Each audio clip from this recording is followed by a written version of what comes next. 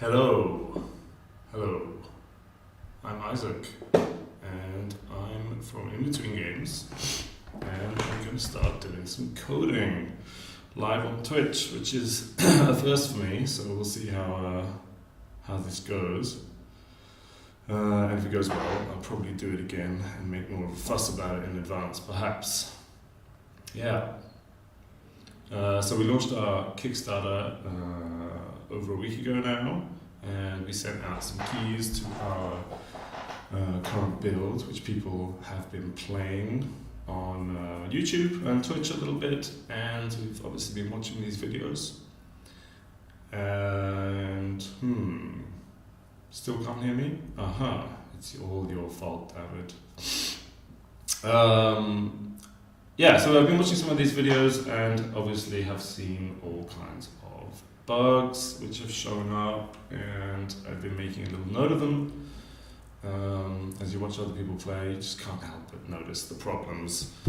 So I thought I would tackle a couple of bugs and minor little features and things that we've wanted to do as a result of seeing people get a little stuck and so on. Yeah. So this is what we're looking at now is Codex. This is our task tracking software, which is really awesome. You should totally check it out. It's made by some good friends of ours here at the Zafladen in Berlin. And these are the notes I've been taking, things I've got on my plate at the moment. And I thought I would start out with this one, but if anything catches anybody's eye and they want me to do it in advance, just shout. But this is pretty simple. Add a platform to the build display. So what does that mean? I guess I should probably start up the engine and show what I'm talking about. But basically it's, in most in development games they have in the top corner a little display of like the current build number, which is really handy for when you're looking at people's videos and things and you're like, oh, I see this bug in this build, but I'm not sure, I swear I fixed it, did I fix it in that build, or are they playing an old build or something like that? And it's pretty handy, so we do this as well. And I thought it would also be useful to show the platform, because we support 3 platforms at the moment, Windows, Mac and PC, Windows, Mac and Linux even, they're all PC platforms. And you're watching someone play it and they have a weird bug, and sometimes it's a platform specific bug, so I thought I would just add a short little identifier of the current platform to the string.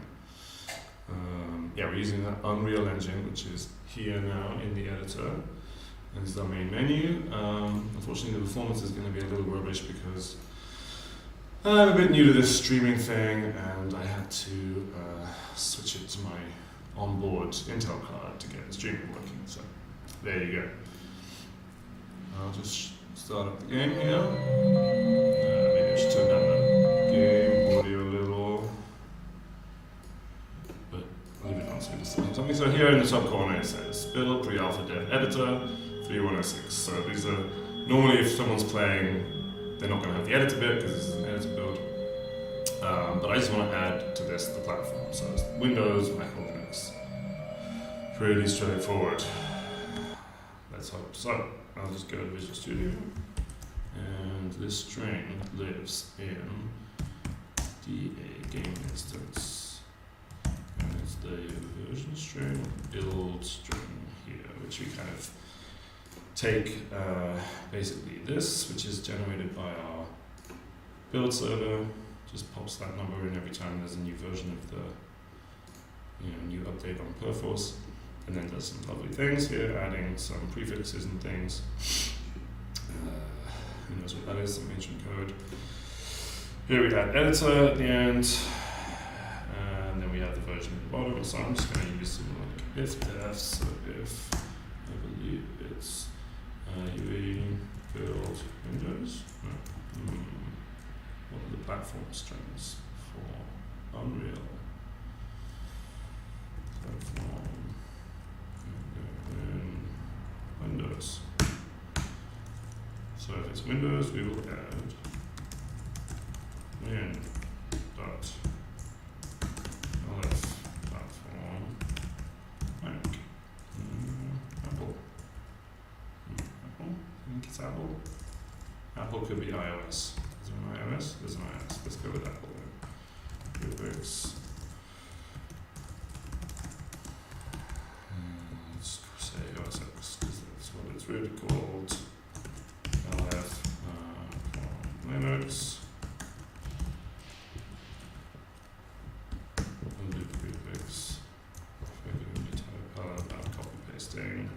So I'm probably mumbling. I like mumbling. Yeah, let's just go with Lin. So I don't have. I'm obviously running on Windows at the moment. So in theory, I should probably test this by actually using a Mac and using Linux and so on. But let's just see if it works with Windows, and if so, we'll just hope for the best. So I'll just go back to the editor and live recompile.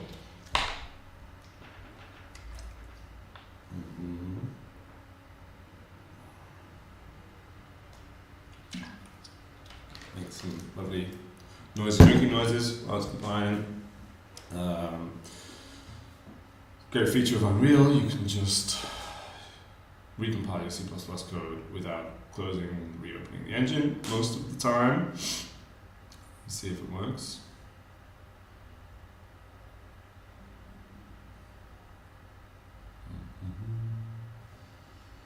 Check the output. And maybe that I haven't compiled in a while, and actually it's compiling a lot of things.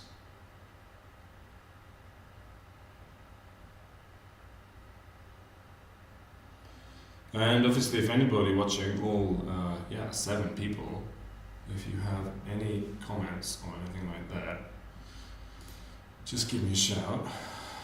I will, meanwhile, correct the typo in the scrolling text at the bottom. Kickstarter. On Kickstarter. There we go.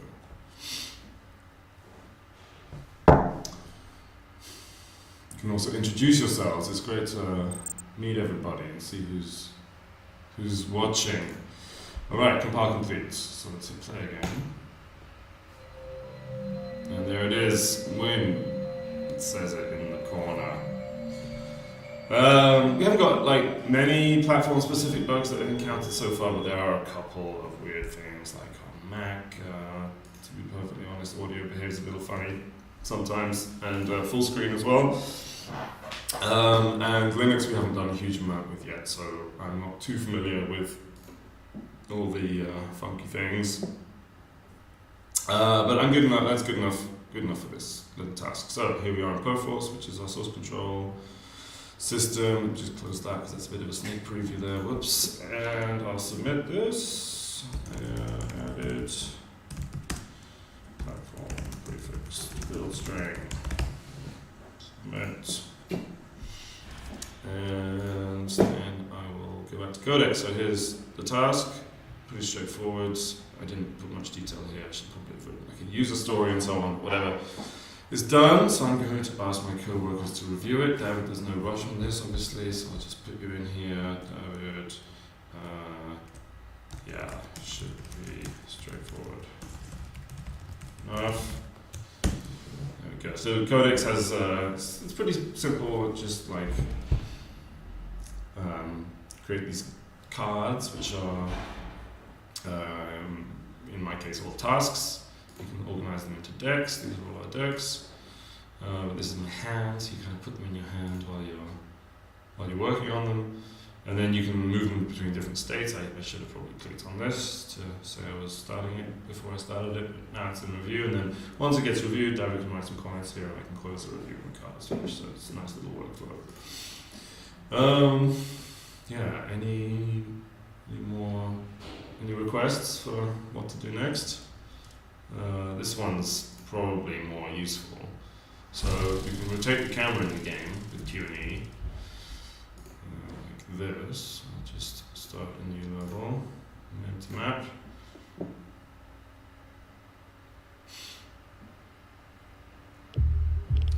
So here we are in the game. It's gigantic, which is unnecessary, and I can rotate the camera with Q&E just in 45-degree increments. But we don't tell anyone this. It's not in any of the controls or anything like that.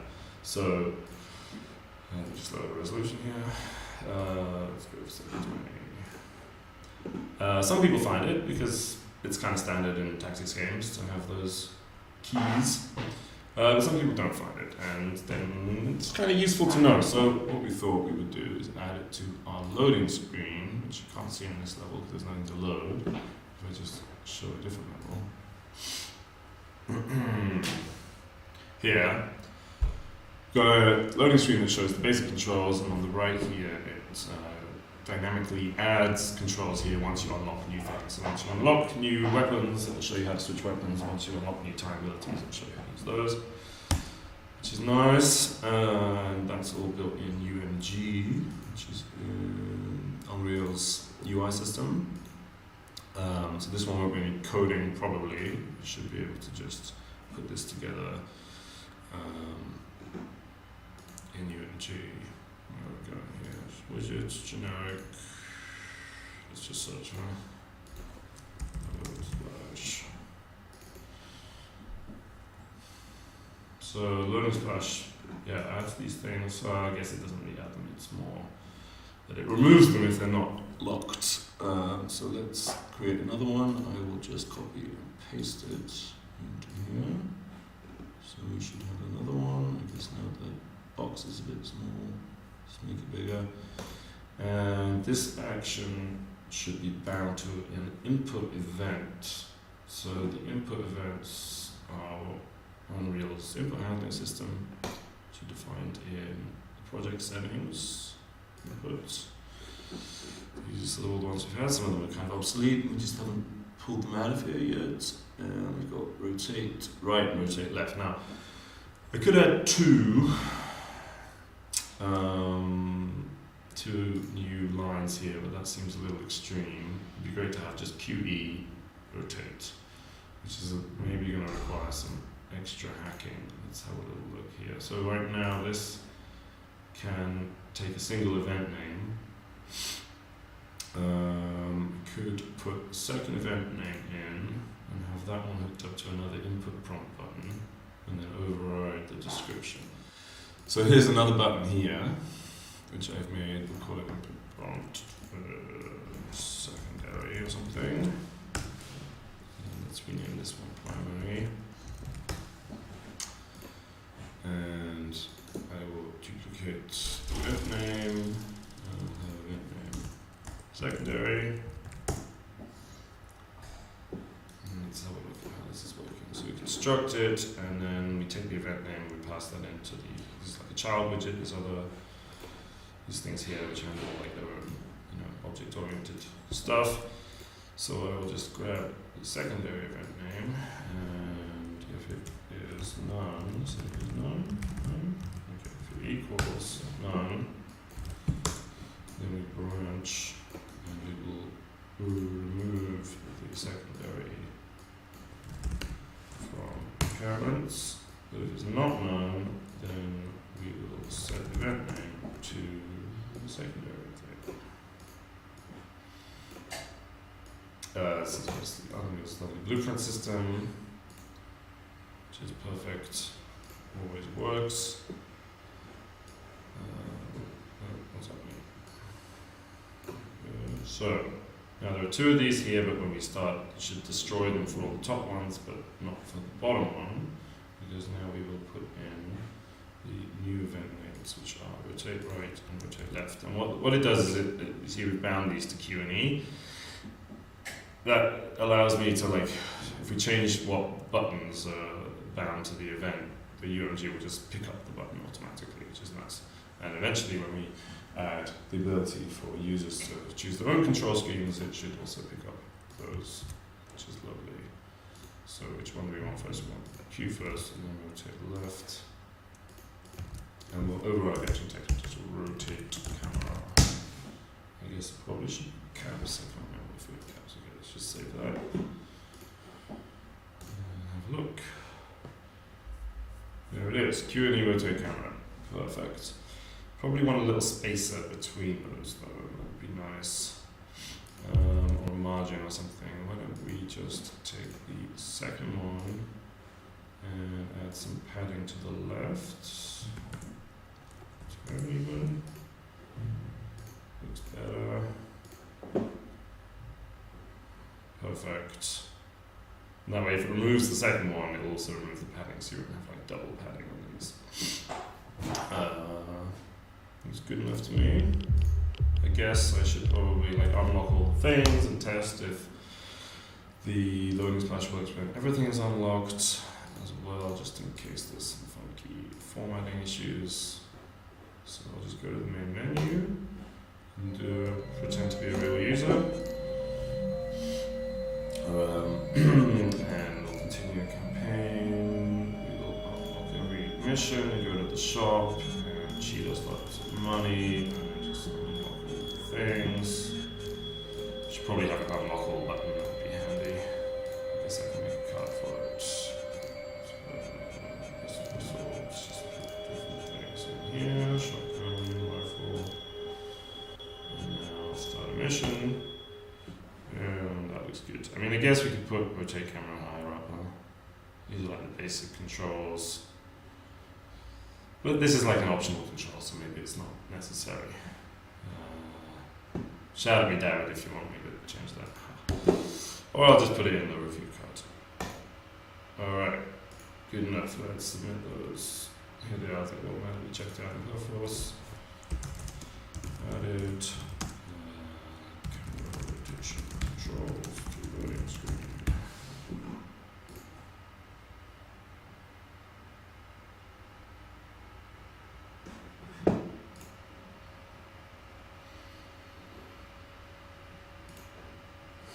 Alright.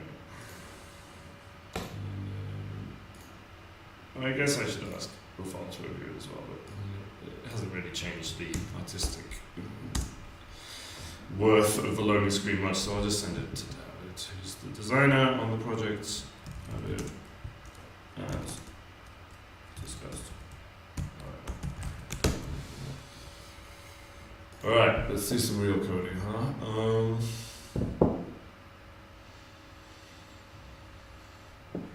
This one's funny. I find it funny. So I was watching someone play, one of the very first YouTubers. It's thirsty.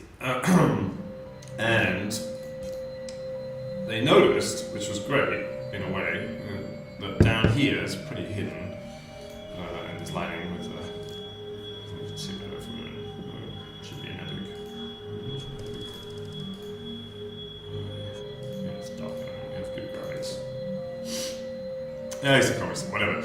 So we can type in here, except I think because it's changed resolution, it's going crazy with the controls, which is unfortunate. Let's just set it to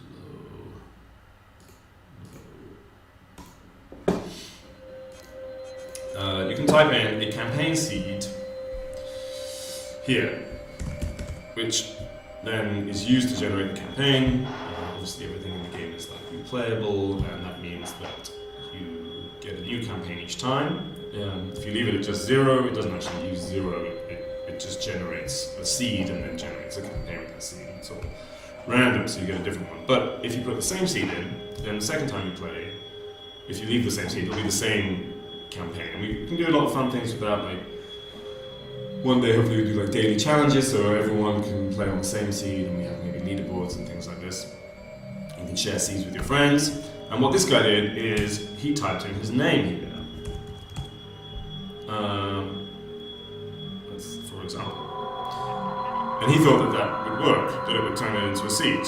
But it doesn't, because what I'm doing at the moment is just checking if it's a numeric string and taking the number. If it's not a numeric string, I'm pretty sure it just fails.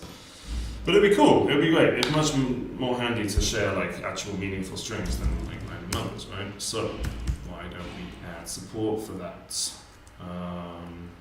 But let's just see what happens. Let's step through the code and see what will happen as is. Generate campaign. So here we generate the campaign. What did I perhaps do? I checked it in the recording, and there were some bits where it seemed like I was not talking. Whatever. Alright, tell me what to type in here. I want votes. What's our first string-based campaign seed going to be? Right, okay, I guess, yeah, that'll happen. Those Mac people. I would never listen to them, don't worry. I'll type in here, vote for seed. Come on, give me things to type and we'll debug it together. Although you know what, I should probably actually use the campaign debugger, which I was talking about. Hopefully you heard it. It's this. So this generates a campaign. You need to give a definition. And here it is. And the little graph does it asynchronously there. And check validity I'm not going to press because it'll take quite a while, especially in debug. Yeah, so seed. No one's giving me anything. I'm going to type in Zafladen just because I know it'll be a crowd user. Let's see what the Zafladen campaign looks like. It looks like a crash. Awesome. So it seems my hash combining failed. So I have a start seed, I have the second seed, I have number 9. Should be fine. What's going on here? Because this is the point of like where live streams become less funky. It says it's an invalid index. I guess I should have been using the char array instead of the seed there. Whoops. Because the char array 9, will that be the 0? That's the terminating string. So why did I put an equals in here? That was a fail. I guess I don't really need to use the char array actually, because apparently this notation works. Let's try again.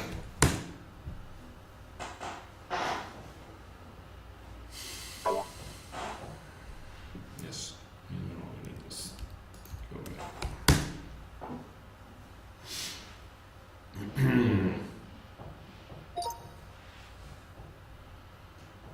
Alright. While that's loading, what should we do next? Is there anything easy? Because I think I'll just do maybe one more thing. I mean, actual bugs would probably be sensible. Like, we have this is our major offender at the moment, but that'll take me a while to look into, I think. It will probably not be fun to watch. Alright, let's try again. Campaign generator. Zafladen. Generate. Ta-da! There it is. The Zafladen all walls must fall mission. So you start off with this one, apparently, and then you unlock all these. Will it be the same? It's the same. It's the same every time. And it has actually created a seed which looks like this. Let's copy it. So this is the actual seed. And if I generate that, it should also be the same. And it is. So it seems to be working. Let's try it in game. I guess it'll be case sensitive. I just have to spell it correctly. Zafladen. And we start a new Zafladen campaign.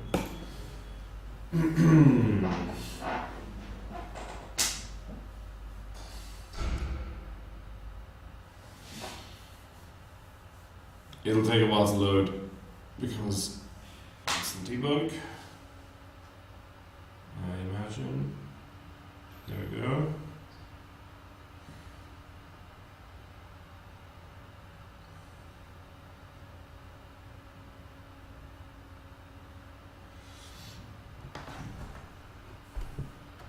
It's happening. Look, you can rotate the camera. Isn't that amazing?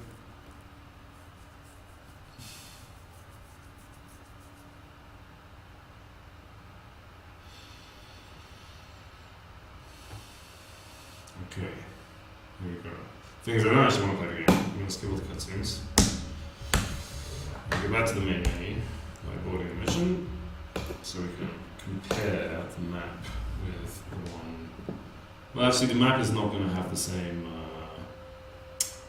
layout because we changed how we lay out the map in the game UI. But I will unlock everything. And we will see. So we should have had Kellerkirch, I believe. That's the first mission. Oops. Which it was. And then you should have also. Oops. Let's just put this here. Kind of problematic with the fonts, I guess.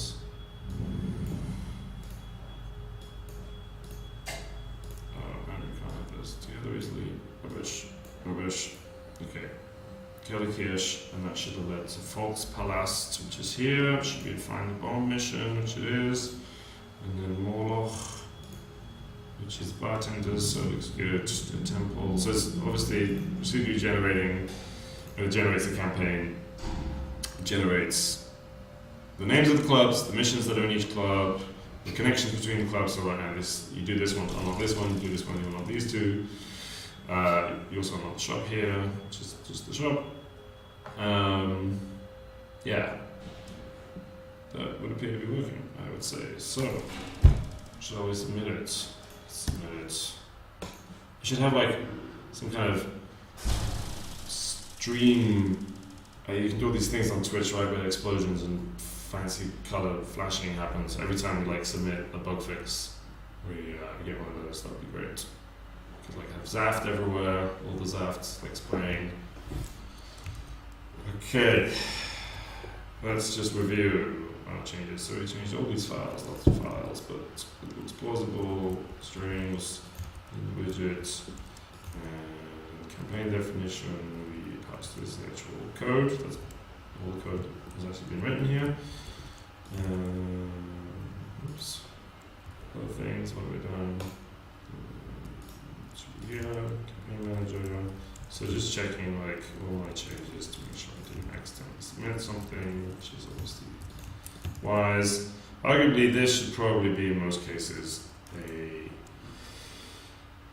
reference, because we're doing a lot of stream copying here. That's pretty. It's pretty gross. The problem is you can't really for the blueprint callable functions, generally don't want to use references to that extent. Just close perforce, yes, because then you can't actually type in things in the node, which is a slightly weird unreal feature. Where were we? So let's just switch the ones we can over. So save game. We've got just the one function. Save game. Changes to const string reference. So this is C++ at its finest. If you just pass it, it will be a copy of the passed in object, and this isn't a pointer or anything. It's like a string, so it will copy the entire string. Flesh Beaver, good to see you. Wow, that's a blast from the past, as it were. Nearly finished though, no, I think. I think I'm probably just gonna do this one. Okay, this one I'm not gonna change to this blueprint callable. We don't want to screw up the blueprint node, which is unfortunate. But there we go. This one I'm not sure, to be honest, what's gonna happen with the default there. Campaign manager.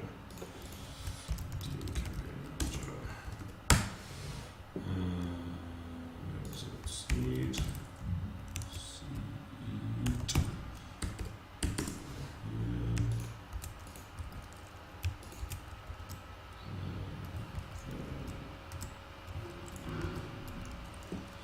Campaign definition.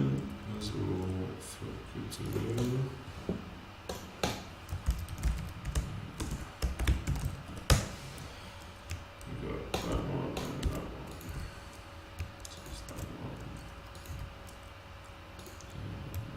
This one could use some fancy like whatever change signature IntelliSense thing, but it's what it's worth, frankly. And the widget, I think that's just so it's probably to close the engine and do standard compile.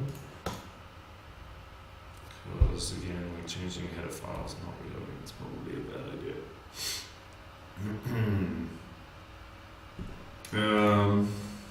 Yeah, that said, I probably also need to resave some of these files, but I'll get to that offline, I think.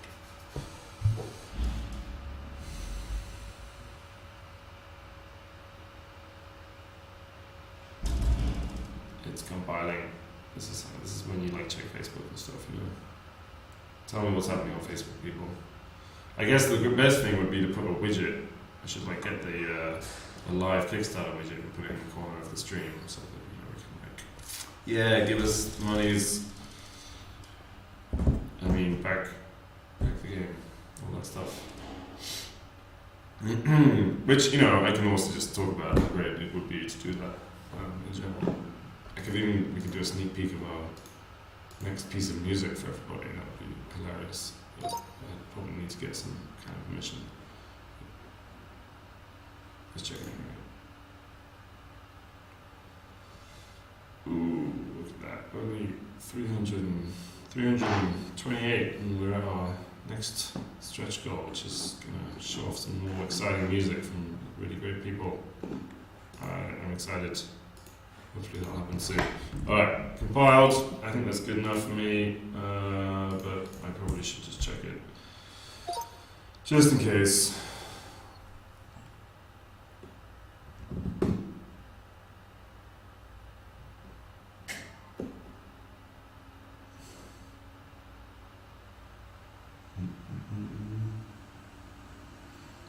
So, this will be it. I think I'm not gonna, unless someone's really excited about one of these other cards, I'm probably not going to work on anything else right now. Let's just check again. And hit up. How about Flesh Beaver? Use that as a seed. Let's watch what the Flesh Beaver campaign looks like. Although again, I'll have to quit all that fun stuff.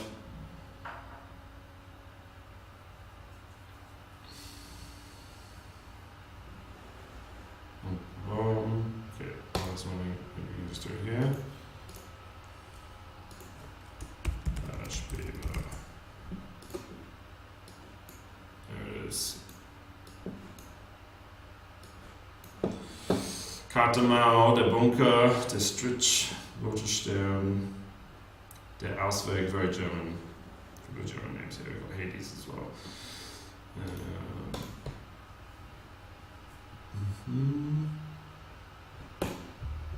That's good. That's good. I put it back, but should have still saved it.